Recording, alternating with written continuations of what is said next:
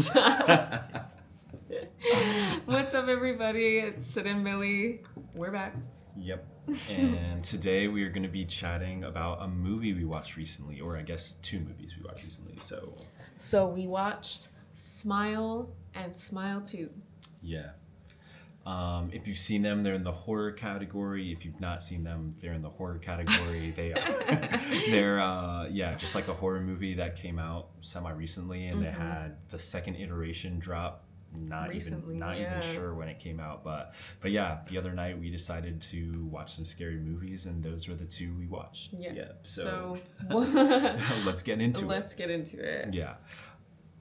So, all right, you go. It was like both a psychological horror and also like just generally horror, like gory and like. Yeah. They tied in a lot of good elements. I think specifically in the first movie, I think they did a really good job of like bringing in the creepiness, building the suspense, and like you said, making it more of like a psychological torment as well. And yeah, I think that they played on a lot of good elements in that with like the gore, you know, some of those like jump scare moments. But it wasn't like a jump scare like someone jumping out of a corner. It was like a jump scare of like something really disgusting. Gruesome. Yeah.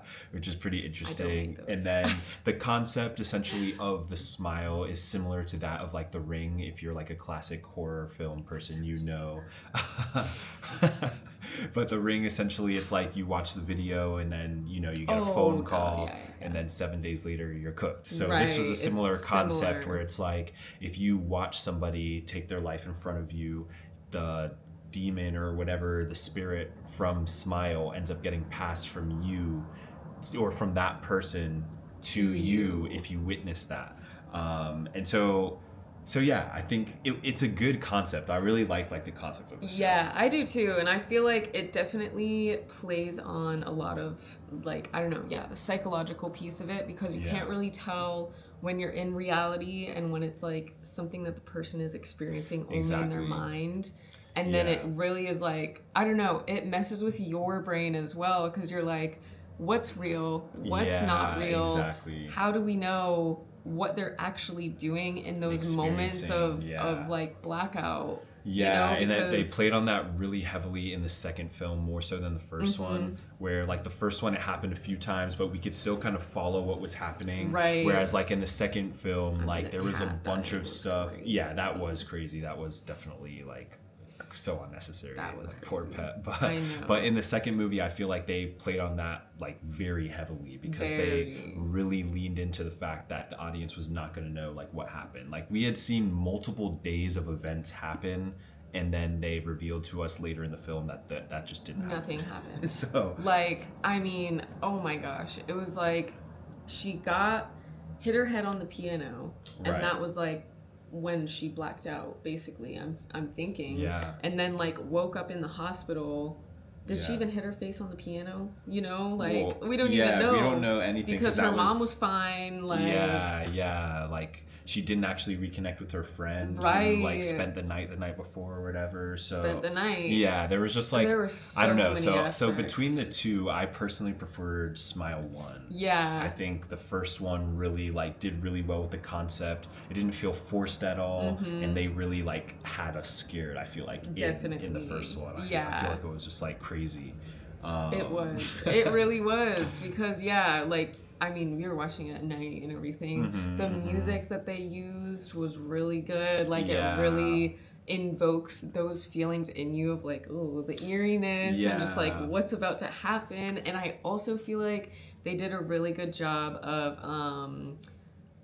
not letting you guess when a jump scare was going to happen, because there were so many moments where it was like, oh, I feel a jump scare coming, and then it would just cut to the next scene. Right. And then it like, really kept you on your toes. Yeah, like the first one. Yeah, 100%. And I also like the first one also kind of played on like the whole idea of like the psychologist, the doctor is the person who's like going crazy, you know? So it was like a very interesting concept, because like earlier on in the original Smile, she's talking to patients, and you can kind of like you can kind of sense her slightly condescending tone, and like even though people are explaining things to them and she's trying to hear them, but she's also still dismissing them in a way. She's also thinking from her psychiatrist brain. Exactly. Like, oh, you're hallucinating. It's not real. Like, yeah, I'm sure it might feel real. Right. Like, and is what she was saying. The person was like, right, especially the person who like she got this smile from. Right.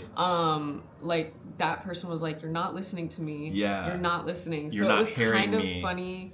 Not funny, but like ironic, okay? Yeah, ironic. Yeah. It was ironic that she was then experiencing the same thing when she got and then experienced possessed. the exact same thing where like people were not hearing her partner immediately was just like, I can't deal with this. Yeah, like, her sister well, after the event at the kid's birthday party, the the sister had good reason to separate herself, but then like even her own psychiatrist like showing up and like getting overly involved, but it was the same sense, like she didn't feel like anybody heard her or was 100%. Listening to what she was saying and experiencing, which is ironic because that's she was doing the same thing. Yeah. But it's like, it'd be hard not to be like, okay, you're obviously having something like in your brain.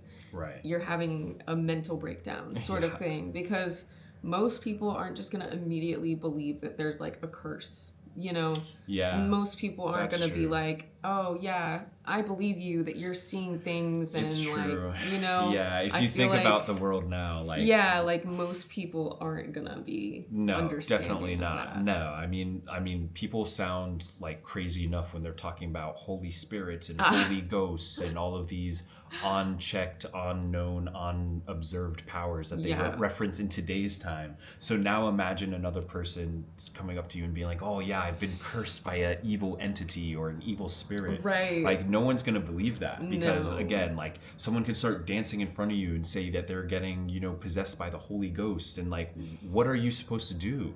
Like naturally all of us are just gonna be like, sure.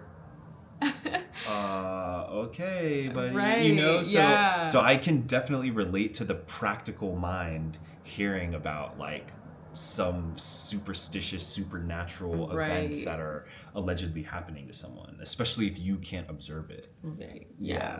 So pretty crazy. And then Smile 2, like they definitely in that one were playing a lot on like more of that gruesomeness, a lot more of the like jump scares, like mirror things, like those sorts of things were a lot more engrossed in this one. Very much so. Just because it was like a very famous person, so they were actually alone a lot. I know, they were alone a lot, and then obviously like they were a very public figure. Right. So like everything that they were experiencing from being cursed was like being broadcast basically to the world. Nowhere to hide. And so like that was also pretty crazy. We were kind of talking about how the entity probably loves being like loved having her as like well, especially because of the ending, like her as a host, because the ending obviously played on a whole other idea,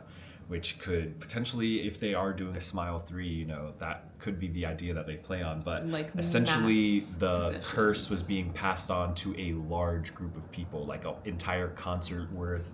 And you don't know if it was being broadcast, so it could have been even more. And the way the curse is passed in Smile is through watching that event happen. Right. And so there's so many more witnesses. Right. And do you think it works through screens, or do you think it's only like if you witness it in person? I guess it must not work through screens, specifically because if we remember from Smile 1, the police officer, when he watched the that incident at the gas station, he would have then I suppose garnish the curse from watching that video. I guess they kind of gave us that little snippet to, I guess, insinuate that it can't be passed through screen. So to your point though, the concert was still heavily like heavily populated inside. That's like her mom, the manager man. That was a brutal ending. It was. I mean, but we were just like shocked because again, like I'm all for, like, one of my favorite scary movies is Oculus, which we've watched together, and like in that movie they also play on the idea, and Oculus came out forever ago, but it also plays on the idea of like you can't really tell what's real, and so you can't really tell what the person is experiencing, because it could be a fake flashback or a fake experience. And so in Smile 2, I don't know, it felt like losing days worth of story, and then her just popping up on stage kind of like shell-shocked also. Yeah. That was crazy. I was like, what just happened? I know. We lost everything we just watched. I know, but yeah, literally what was happening during that time. But she obviously wasn't aware. So like fully blacked out. But that was like, she had rehearsals, she had events. She would have been around her mom, would have been around her manager. Like all of those interactions were just like not happening and not real. And like in the first movie, it was really cool getting to actually see the person kind of lose their mind and seeing them burn those bridges with real people in real time. So in this film, the fact that it was kind of like more jumpy and we didn't know what was real or not. Yeah. It kind of was just like, dang, like, I don't know. Yeah, it would have been interesting. It was kind of like they didn't really even let the audience have an insight on what was happening. Yeah. Which that might have been purposeful. True. But yeah, because I feel like that is sometimes frustrating as a viewer when you're watching something and you're like, I just want to know what's happening. I just want to know everything. But then they're like purposely keeping things out of the story. Yeah, out of like our view line. So yeah, but I mean, I thought overall they were good films, a good pairing. So. I would watch a third one if they dropped a third one. I know, what happens with the audience?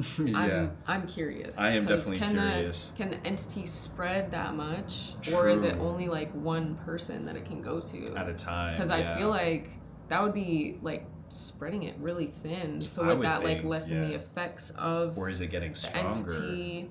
Or to that point, would it just like get stronger? Yeah. Very interesting. I don't know. So yeah, I would be interested to see that. I feel like, continue to show the entity more if they make another thing. Like it would be cool if someone found like a book or something as the trend continues that like insinuated what was going on with the entity, gave us a little bit of history about it. Yeah, like an occult book or something. Yeah, just something so that there's like some sort of fight against it. Otherwise, I mean, the whole planet's cooked. I know. I mean, it was like that one guy who kind of maybe knew, but like even obviously she was not aware and didn't actually go and do what she was supposed to do. And I wish that she would have done it the first time he offered it up, because she was still aware at that time. True. And like I don't know. I do wonder what they would do with a third one. Yeah. But I feel like it was also interesting that they like had a second option of like getting out of the curse of like killing someone. Yeah. Or like dying outside of the curses. Right. Control. Yeah, but honestly, I think the woman from the first movie in Smile 1 was onto something, like isolating herself. Yeah. Like, I feel like that low key might have been the way. A little solitary confinement, maybe you go crazy, but at least you don't spread it to someone else. Right, yeah. Because at what point does the entity get tired in realizing it's not going to be able to I know. I'm thinking like tying someone to a bed, like not letting them move their arms, make sure they can't bite full their own exorcism tongue out off. here. Like, exercise that. Like how could we do it? Yeah. So I do wonder. Yeah, I mean, I guess we'll see what they. Yeah, see if what they make do. A third one, so, if they make a third one. Yeah, if they do, we'll have to see. But yeah, so those were our thoughts on Smile 1 and 2. Little horror story movies, and we thought they were decent. So if you made it this far, thanks for watching, and we'll see you next time. Peace. Bye.